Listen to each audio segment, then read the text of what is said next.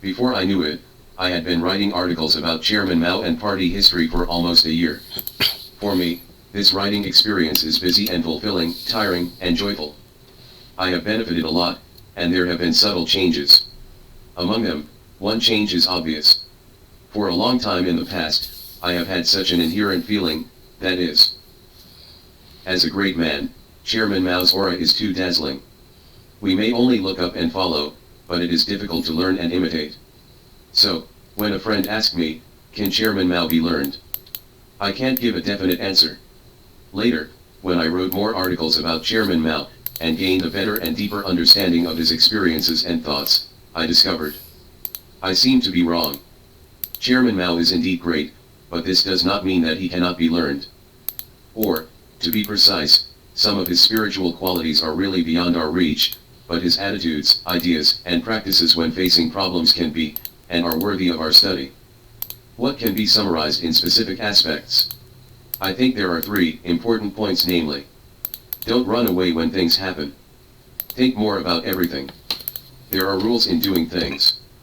These 3 points seem to be very common, very simple, and seem to be commonplace, but it is not easy to actually do it. As the saying goes, easier said than done. Coincidentally, Chairman Mao is the model of knowing and doing it, and this is also his excellence and brilliance. To a certain extent, these 3 characteristics also explain why he can see farther, think more deeply, and make more accurate judgments than his contemporaries. This can also help us understand why Chairman Mao is great. So, how are these 3 characteristics reflected in Chairman Mao? How can we combine our own characteristics and reality to study hard? In this article, I will have an in-depth chat with you. 01. Don't run away. I believe that many friends have such a confusion, that is, whenever I encounter things or problems that I want to deal with and solve, it is very easy to have a mentality of avoidance. So much work to do. I'm so irritated, I want to escape. Why should I be responsible for this matter? So speechless, I want to escape. Have a lot of questions and can't figure it out. So frustrating, I still want to escape. In fact, there is no need to be confused. The so-called evasion psychology is actually an inherent psychological defense mechanism of human beings, in order to save time and effort. Human nature is so understandable. I myself am often driven by evasion, wasted a lot of time, and delayed a lot of things. Although this problem has been alleviated to this day, it still exists, and the struggle is still going on. It should be noted that if you blindly avoid it, although it seems relaxed at the beginning, the inner pressure will not be relieved. On the contrary, the unresolved problems will increase and the anxiety will become heavier. If things go on like this, you will only let yourself fall into the mire of negative feedback loops, unable to extricate yourself, and waste your life. So, in the face of this weakness of human nature, how did Chairman Mao overcome it? From what I've learned about his experiences, I've found that when Chairman Mao encountered issues to be dealt with and problems to be solved, just like us ordinary people, it was inevitable that he would have a little evasive mentality. However, what is commendable is that he is not led by the nose by this feeling, but is able to consciously exercise self-control, by placing himself in a relatively extreme environment, facing it deliberately, and forcing himself to improve and not avoid or panic when things happen mentality. For example, as early as when he was studying in the 1st Division of Hunan Province, Mao Zedong loved physical exercise, such as sunbathing, wind bathing, rain bathing, cold water bathing, swimming, mountain climbing, sleeping in the open, long-distance trekking to beat the autumn wind, gymnastics, boxing, etc., all kinds and strange things. The so-called wind bath, according to the records in Mao Zedong's classmate John Kundi's diary, is getting up early today along Cai, and Mao Erjun went up to Yula from Cai Junji's side, walked along the ridge, and went down the mountain behind the academy. The cool wind blows and the air is refreshing. The air bath, the strong wind bath, the mind is clear, and it is far away from the vulgar. In the vernacular, I ran to the top of the mountain early in the morning and faced the strong wind. The so-called swimming is not the kind of small fight in the indoor swimming pool, but to beat the water in real rivers and lakes. Mao Zedong maintained this habit all his life. When he was studying in the 1st Division, he had nothing to do, so he often invited 2 or 3 friends to swim in the Xiangjiang River, expressing his feeling of being confident that if you live for 200 years, you will be hit by water for 3,000 miles, on the Yangtze River. He also wrote an inspiring poem, "No matter the wind and waves blow, it is better than strolling in the garden." The so-called rain bath was a more extreme one, with strong winds and showers, lightning, and thunder. Mao Zedong climbed to the top of Uluru alone, and then returned, in order to experience the saying in Changsha that Nautilu, strong winds and thunderstorms will never stop fan taste. The so-called long-distance trek to beat the autumn wind is to take advantage of the holidays to travel around poorly with a few classmates, penniless, and rely on writing for others to earn a living. During this process, he will inevitably face various rejections, but Mao Zedong seems to enjoy it, and he will use this method to grind his face. If you can be sure, you can see through, and everything will happen. Encouraged to forge ahead, break through the snares, burn the thorns, and wipe out the wasteland. If you don't be fooled by superficial reputation, then those who cultivate your strength will be the most important. If you don't compete with popular customs, then those who control your energy will be the most important. Struggling with the sky brings endless joy. Struggling with the earth brings endless joy. Striving with people brings endless joy. For Mao Zedong, the opinions he recorded or formed were never empty words, but solidly supported by practical actions. From a young age, he began to consciously expose himself to various things, problems, and troubles, forcing himself to deal with them, which made Mao Zedong grow rapidly. At the same time, these experiences also make him different from the so-called good students in the general sense. He is not dogmatic and unconventional. Strange what? Read strange books, make strange friends, and create strange things. Therefore, it is not surprising that the young Mao Zedong was nicknamed Mao Chi. All kinds of experiences made Mao Zedong more mature than his peers, especially in terms of courage, and was considered by his classmates as adventurous and enterprising, very vigilant. This evaluation cannot be obtained casually. What did Mao Zedong do to convince the students? It was November 1917, during the Dharma War. A Beiyang army retreated to Changsha, Hunan. Many people were very panicked, hearing that these soldiers would burn, kill, and loot. To be on the safe side, the Hunan 1st Division planned to evacuate teachers and students to the east of the city to escape. However, Mao Zedong, who was in charge of the general affairs of the Alumni Association at the time, thought that it might as well let the student volunteers who had received military training be responsible for the guards. He divided the volunteer army into 3 teams, took wooden guns, went to several nearby hills, and set off firecrackers. He also contacted the nearby police and fired guns and shouts. For a while, firecrackers and guns were fired in unison, scaring the defeated army from resisting, and saving Changsha from a disaster. Mao Zedong's suggestion was not blind and reckless, but a choice made after thorough consideration of the psychology of the defeated army and based on the actual situation. Afterwards he said to his friends, "If the defeated army intends to rob the city, it must be launched that night. Otherwise, it must be exhausted and cowardly, and dare not pass through Changsha City Pass to return to the north, so it has to be locked up here, so I know that it will obey every call, and the situation is natural." Regarding this matter, although Chairman Mao didn't seem to think it was very powerful, it is undeniable that since then, his leadership skills have begun to be highlighted. The most basic and core elements of this ability are: don't be afraid of things, don't escape, don't panic, and dare to take responsibility. Chairman Mao complied with all of them, and did a very good job. This is also an important source of motivation that supported him to join the revolution later, risking his life, facing countless difficulties and obstacles, and going through the arduous revolutionary years. For those who want to achieve great things, not escaping when things happen is a very important foundation. 02. Think more about everything. If you want to do great things, it is very important not to run away, but it is just the beginning, not the end. This leads to the second point. Think more about everything. Take Shijikishui, which many friends talk about, as an example.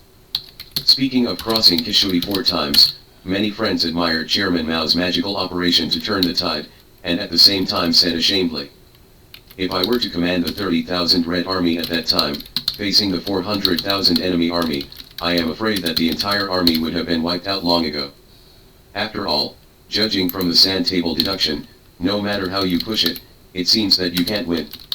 What's more, in the era of the Revolutionary War, many things were not advanced. and the situation on the battlefield was changing rapidly.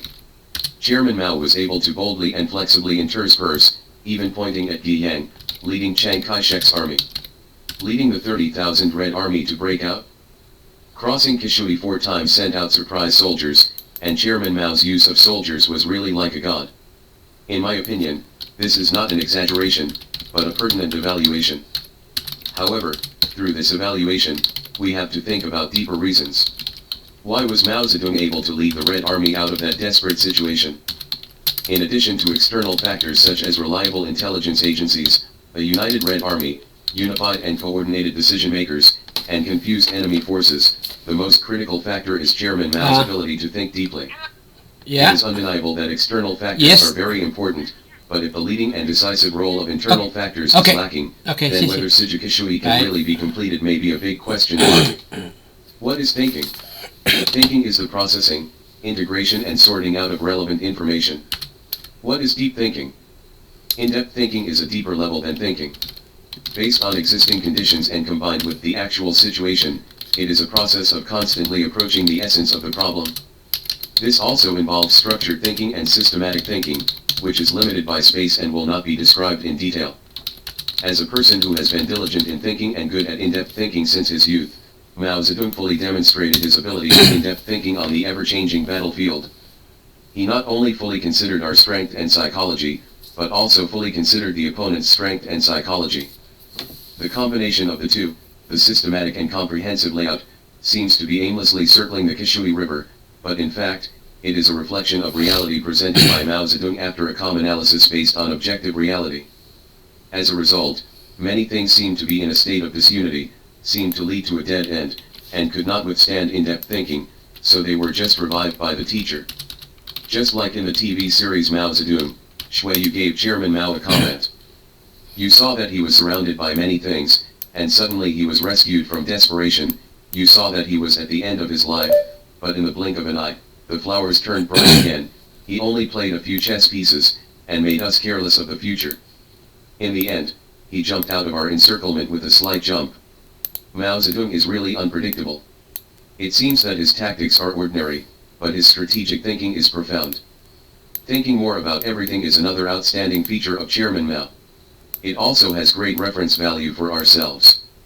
It should be noted that when encountering problems and difficulties, don't give up easily without even thinking about it. If you choose to give up easily without fully considering the conditions of yourself and others, it is not only a kind of laziness in thinking, but also a kind of avoidable stupidity.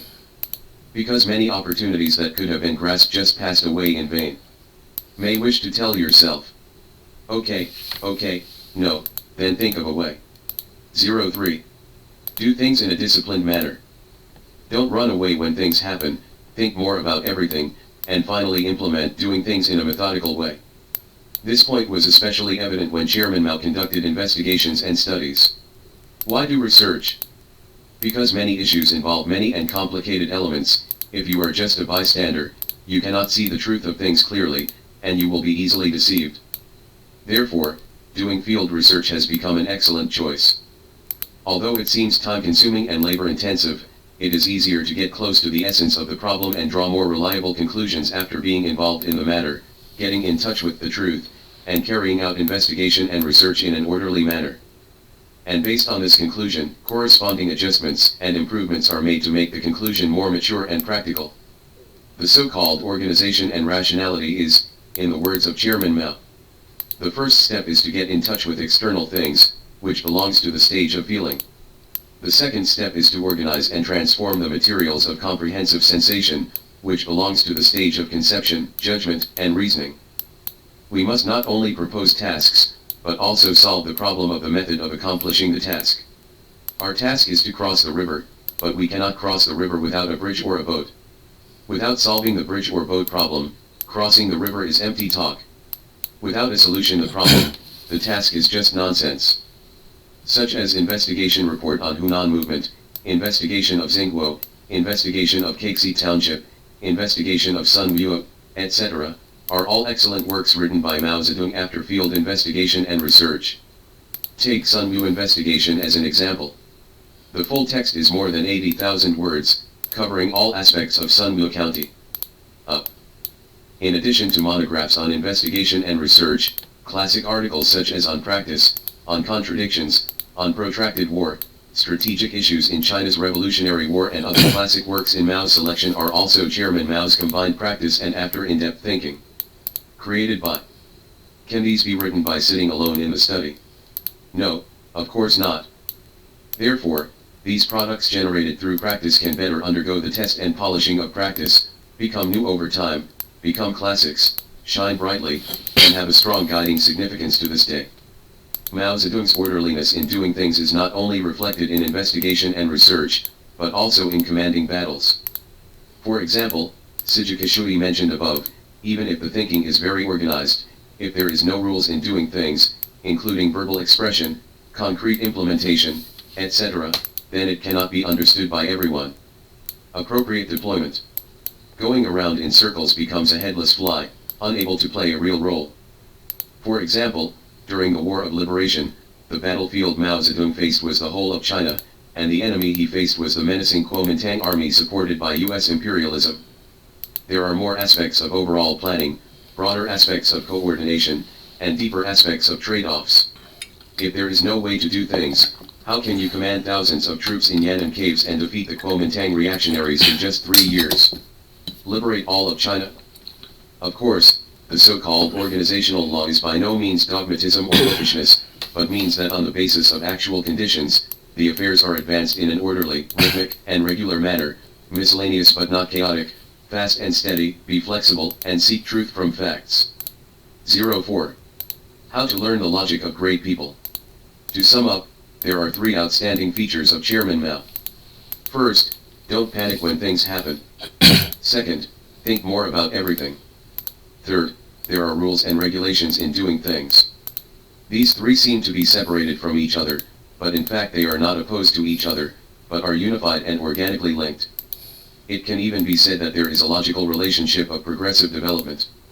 The great man has done a good job with this whole set of logic, and we can also learn it and apply it in the process of dealing with things in daily life.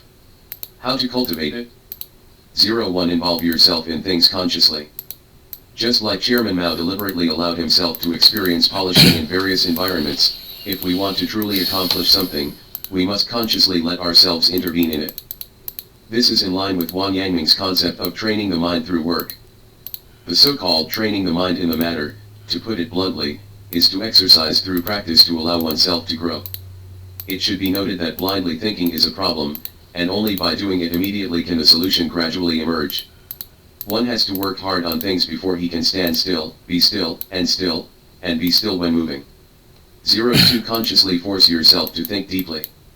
When we say that practice is important, we do not ignore the importance of thinking. It's just that thinking based on practice has practical significance and is the logic of success. As Chairman Mao said in Against Bookletism, only a fool, he is alone, or invites a group of people, does not conduct investigations, but just think hard to find a way, make an idea. You must know that this is definitely not a good way to come up with a good idea. Yes. In other words, he must have wrong methods and wrong ideas. Realize this, rely on practice and actual situation to think, consciously force yourself to think deeply, and cultivate structural thinking ability and systematic thinking ability, so that this thinking can stand, penetrate deeply, and spread widely. I didn't think about finding a job. It is said that finding a job is difficult and the society is under great pressure. This is indeed an objective fact. But because of this, I hesitate to move forward, choose to avoid society, and even blindly blame others. I think it is not advisable. Some problems may be force majeure in the short term and cannot be solved by 1 or 2 people, but we can do what we can. On this basis, the thinking carried out is often pragmatic and meaningful, so as not to fall into a certain bias and go astray without knowing it. 03. In the process of doing things, there must be rules, but you should not stick to dogma. Some friends may hear the so-called rules and feel that there are some standards and formulas that must be rigidly applied. Not so. The real rule should be a more comfortable rhythm that suits you spontaneously based on your own characteristics and the actual situation, and can bring certain promotional results. Recognizing this, you will not rigidly present all kinds of ideas in your mind to the outside, but will be able to formulate corresponding countermeasures for various affairs in a more targeted manner. The so-called seeking truth from facts, not sticking to one method, is right. Roughly this is the truth. Having said so much, it boils down to one point, that is, act first. The logic of doing takes precedence over the logic of thinking. If you want to change your wasted life, there is no other way but action. As Chairman Mao said in On Practice, truth is discovered through practice, and truth is verified and developed through practice. Actively develop from perceptual knowledge to rational knowledge, and then actively guide revolutionary practice from rational knowledge, transforming the subjective world and the objective world. Practice, knowledge, repractice, and re-recognition, this form repeats itself endlessly, and the content of each cycle of practice and knowledge is relatively advanced to a higher level. Use it to drive thinking, form a relatively perfect positive feedback loop, and externalize it in reality, and gradually transform inner thoughts into reality by relying on actions. Perhaps this is the most core and fundamental point, that Chairman Mao is smarter than many people and can make things happen. This may also be the most suitable place for ordinary people to learn from Chairman Mao. Therefore, whether you read Mao's biography or learn from Mao's selection, combine your personal reality with mine, and put it into practice.